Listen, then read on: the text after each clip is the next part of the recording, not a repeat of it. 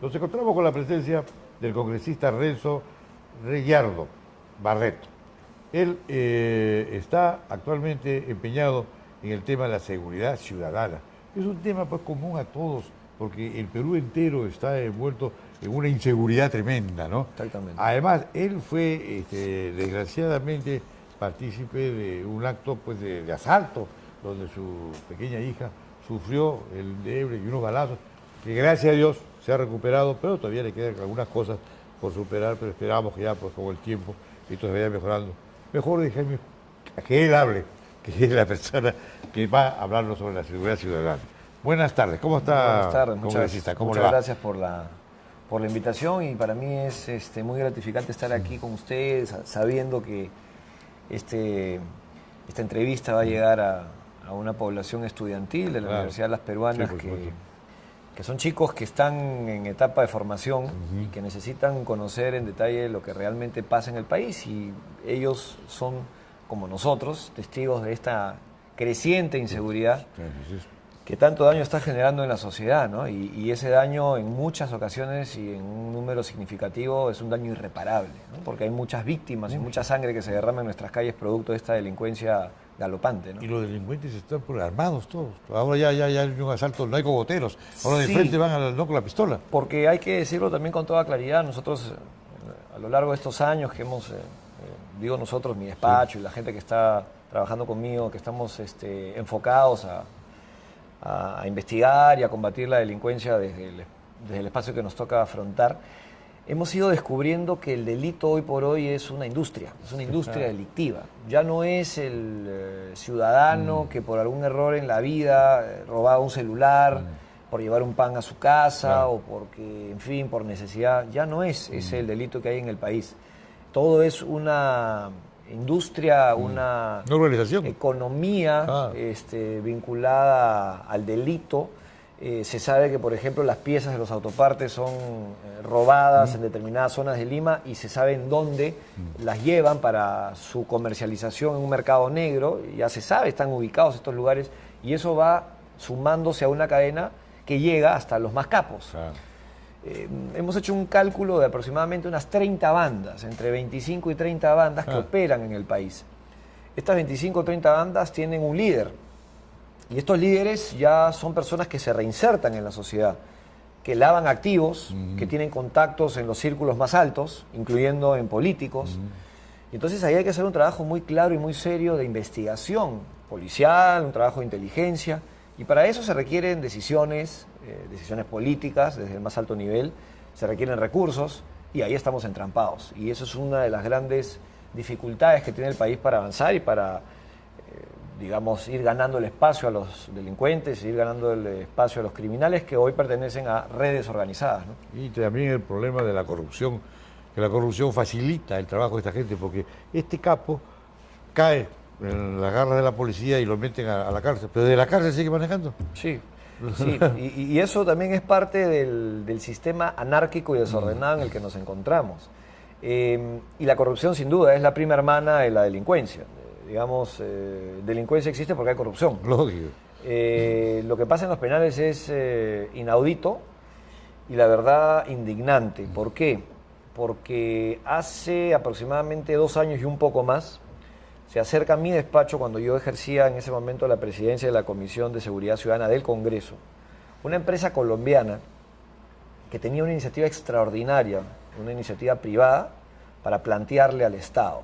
Ellos planteaban tener la concesión de los teléfonos públicos de los penales del país por una determinada cantidad de años. Sabemos y todos saben que los penales cuentan con teléfonos públicos para que los internos se puedan comunicar con sus familiares. Es un derecho que les asiste. Y hay una cantidad significativa de teléfonos públicos en los penales. Y una empresa colombiana dijo: a mí me interesa la concesión de ese manejo de telefonía pública. ¿Qué ofrezco a cambio al Estado? Bloqueadores de teléfonos celulares en todos los penales del país a costo cero para el Estado. Cero. Y no solamente invertían en la infraestructura, en el equipamiento de estos bloqueadores telefónicos, en los equipos propiamente dichos, sino también ellos modificaban la tecnología en la medida que los delincuentes, las personas privadas de su libertad, Y mejorando también. iban, digamos, descubriendo algunas artimañas Sí. para sacarle la vuelta a Claro. la tecnología que se instalaba con estos aparatos. Sí. O sea, ellos ofrecían, durante los años que tenían la concesión de la telefonía pública, que funcionaban perfectamente estos bloqueadores de teléfono sin que le represente un centavo al Estado. Ese proceso tiene más de 2 años en Proinversión. Proinversión es la institución pública que se encarga de analizar las iniciativas privadas y las propuestas vinculadas a inversión de empresas privadas en el sector público. No es posible que estas cosas se trabajen de esta manera. La seguridad o la inseguridad ciudadana es un tema prioritario, es un tema que tenemos que entenderlo, tienen que entenderlo las autoridades, el gobierno central fundamentalmente, el presidente de la República y los ministros del sector, tienen que entenderlo como una situación de emergencia, una situación que tenemos que tomar medidas hoy, inmediatas. O sea, si vamos a tener procesos de 2 años y medio y la delincuencia sigue avanzando y sigue matando gente, entonces ahí están las consecuencias. Claro. Es indignante realmente, esto es un ejemplo que doy, y como hay un montón. En el aspecto policial, en el aspecto preventivo del lado de la educación, hay unas carencias inmensas, y eso es porque no se compra, y se compra pues con estos procesos engorrosos que tiene el Estado. Por eso es que planteamos que el presidente de la República declare la situación de emergencia. La situación de emergencia es un mecanismo que permite que no tengamos estos procesos engorrosos, Claro. que se exoneren los procesos. Y un poco de corrupción también hay ahí. Ahí Bueno, hay intereses creados. Evidentemente, cuando se compra mal. Claro.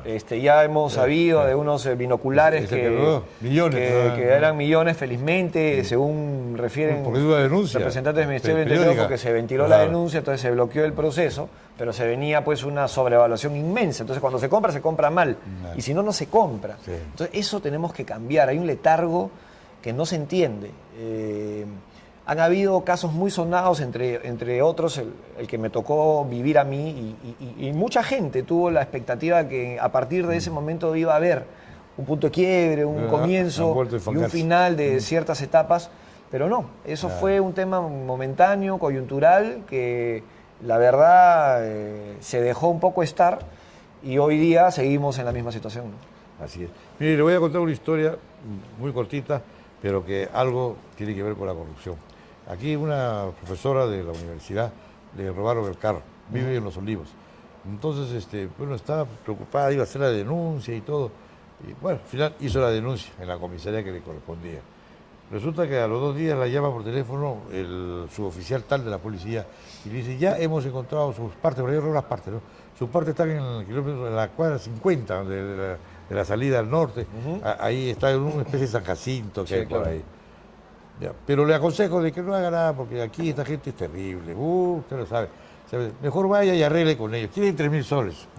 Pero ese policía está pues en relación con esta gente. ¿Cómo es posible que llame un policía a decirle dónde están sus cosas y que lo mejor que puede hacer es pagar?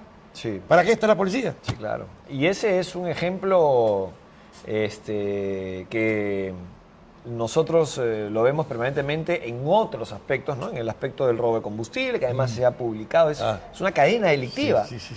Y da un uniforme.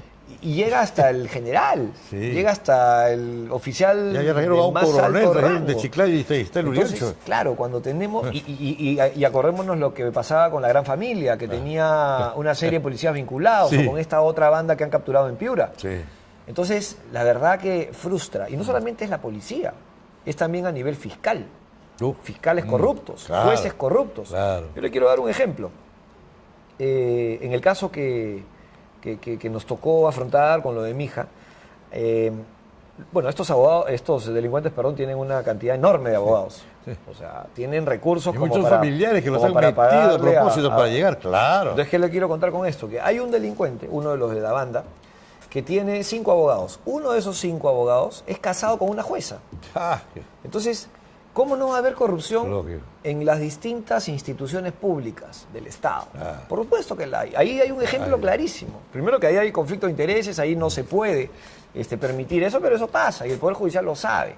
Entonces, claro, hay abogados que defienden a los delincuentes, que digitan los casos de sus defendidos y los llevan a salas vinculadas Sí. a ellos y a una red delictiva, que son también los abogados, y también a fiscalías vinculadas a sus intereses. Es tremendo. Entonces, cuando tienes una,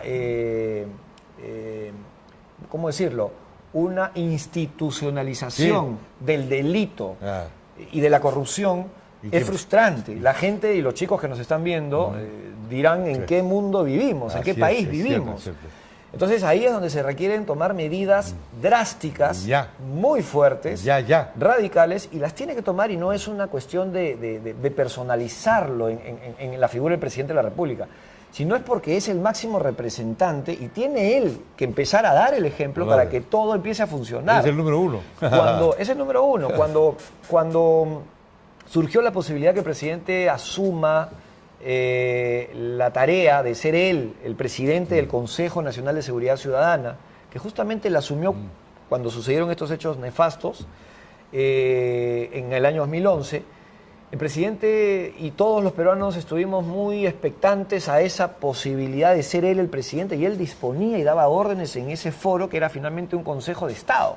Estaba ahí el presidente del Poder Judicial, estaba el presidente del Poder Legislativo, estaban los ministros de Estado, era un Consejo de Estado en seguridad. Una cosa muy importante, que a partir de ese foro se empezaron a tomar algunas decisiones, pero duró muy poco tiempo.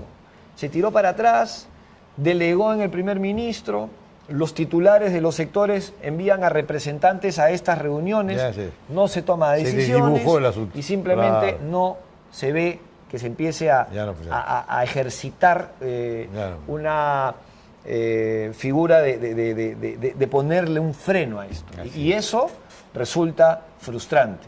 Hay muchas cosas en las que se tiene que trabajar y se tienen que tomar decisiones duras, drásticas. El tema de la reforma policial, el tema de las remuneraciones de la policía, de la poda policial, el tema de las cárceles, los brazaletes electrónicos, que es una medida que se tendría que implementar inmediatamente. Hay una ley, la ley no se aplica. Y finalmente hay que entender que las cárceles tienen el 60% de esa sobrepoblación que tienen hoy las cárceles del país, el 60% son personas que están procesadas, que no están sentenciadas. Entonces, los peligrosos están afuera y los, digamos, no inocentes, pero los que todavía tienen el beneficio de la duda están adentro. Implementemos el sistema de brazaletes electrónicos para que se les pueda monitorear. No estamos diciendo que los liberen, pero se les monitorea, cumplen con sus normas de conducta, de acuerdo al monitoreo de alguna empresa privada que se encargue de hacer ese trabajo, y metamos a los que tienen que estar adentro y que se resocialicen de verdad, y dejémonos de tener pues ese hacinamiento monstruoso que hay, porque ese hacinamiento también produce corrupción, problemas de sanidad, en fin, una serie vamos a decir, de carencias que se muestran permanentemente y que ya las conocemos, y que a partir de esta situación hay una cantidad de actos delictivos que provienen de los penales mismos. Entonces, se tienen que tomar medidas drásticas y no se están tomando. Ya se sabe que es así. Y no se hace nada por corregirlo. Y no se hace nada, en todo caso se hace muy poco. Se está pensando aquí en medidas a mediano y largo plazo. No quiero decir que no se ha hecho nada, algo se ha hecho, pero pensando en el futuro. Y lo que necesitamos es pensar en el presente. ¿Y por qué en el presente? Porque tenemos que empezar a darle señales claras a la población que hay un Estado eficiente. No solamente que hay un gobierno, hay un Estado. Poder legislativo, ejecutivo, judicial, todos juntos, tomando medidas drásticas por un periodo muy corto. La situación de emergencia es una medida que se debería tomar inmediatamente. La delegación de facultades, que el Congreso le delegue facultades al Ejecutivo para que se presente ese marco legal que se necesita para contrarrestar el delito.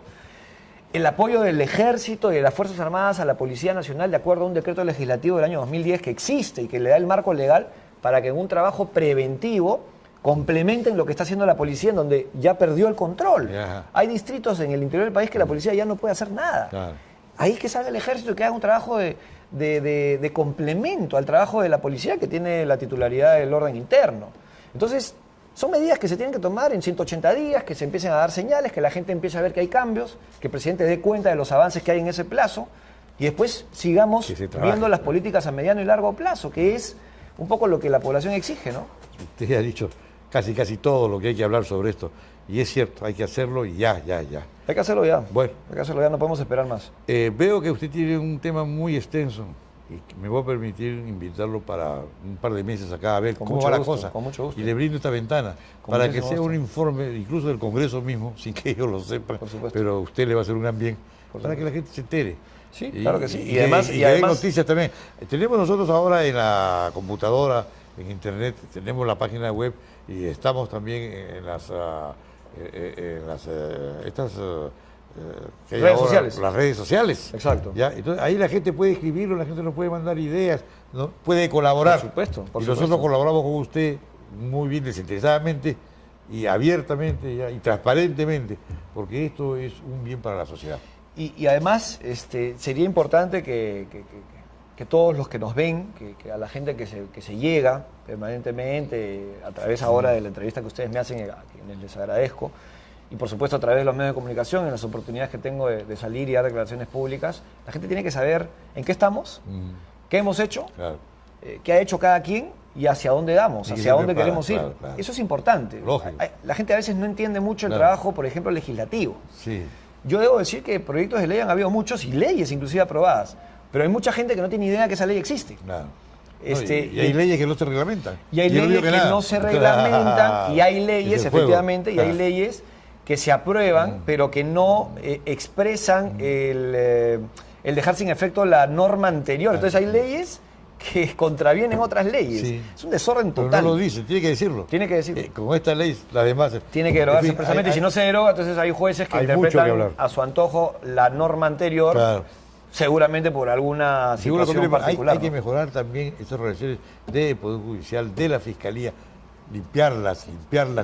Se necesitan drasticidad. Porque como este jefe que hemos tenido que ha liberado 4.300 presos, Exacto. también hay Exacto. mucho que hablar ahí. Por eso es que las medidas que se den tienen que ser ejemplarizadoras, Claro. tienen que ser verticales, Sí. tienen que ser drásticas y todos estar comprometidos. Claro. Y estas medidas se van a dar únicamente con la convocatoria del primer mandatario y también, por supuesto, de los poderes del Estado que estén presentes, de la sociedad civil, de la Asociación de Radio y Televisión, ¿por qué no de la Iglesia? Los periódicos. De los sectores empresariales, los periódicos, los medios de comunicación en su conjunto, y los que tienen que estar ahí. Y lamentablemente eso no creo que se pueda concretar porque estamos en una discusión tremenda entre los líderes políticos que se acusan unos contra otros, de los líderes políticos. Justamente de quienes representan a sectores del Parlamento Pero cuidado. para que instruyan a sus bancadas y que la cosa pueda empezar a caminar, Pero y cuidado. empiece a girar la rueda. Eso de los líderes políticos vamos a hacer un examen rapidito. Ala García, cuestionado. Toledo, cuestionado. El mismo alcalde de Lima, cuestionado.